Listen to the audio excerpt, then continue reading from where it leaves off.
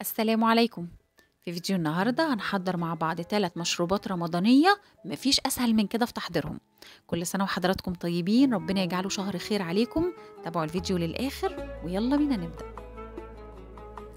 أول حاجة في حلة عندي هحط حوالي 3 لتر من المية وعليهم باكت تمر هندي وزنه حوالي 300 جرام تقريبا. هكسره كده بالشكل ده وهضيف ليهم حوالي 2.5 كوباية من السكر، والسكر طبعا أذواق، يعني ممكن تقللي أو تزودي الكمية حسب الرغبة.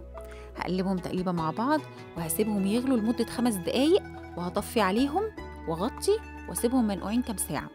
أنا عن نفسي سبتهم منقوعين ليلة كاملة في التلاجة. هبدأ بقى بعد كده أصفيهم.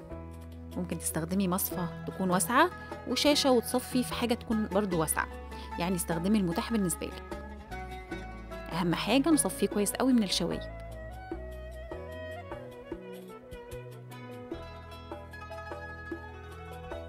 خزني بقى زي ما انت عايزة في أكياس في الفريزر على حسب عدد أسرتك، وطلعيه قبلها بشوية يفك، وبألف هنا وشفا. مشروب رمضاني ساقع ولذيذ ومفيد جدا عن البودرة بقى اللي بتتذوب في مية وبيقولوا عنها تمر هندي.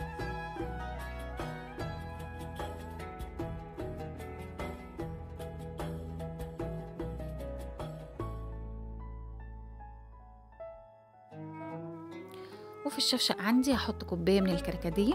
طبعا الكركديه بيبقى هايش وبيبقى ملي الكوباية، لو مكسر قللي الكمية شوية. ضفت عليه 1.25 كوباية من السكر وحوالي 1.5 لتر من المية، وقلبته تقليبة لغاية السكر ما داب، وهسيبه منقوع زي ما هو.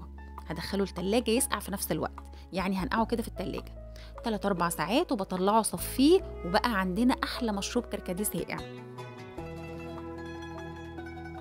وده بقى من أحلى وأسرع وأسهل المشروبات اللي ممكن تتعمل في وقتها.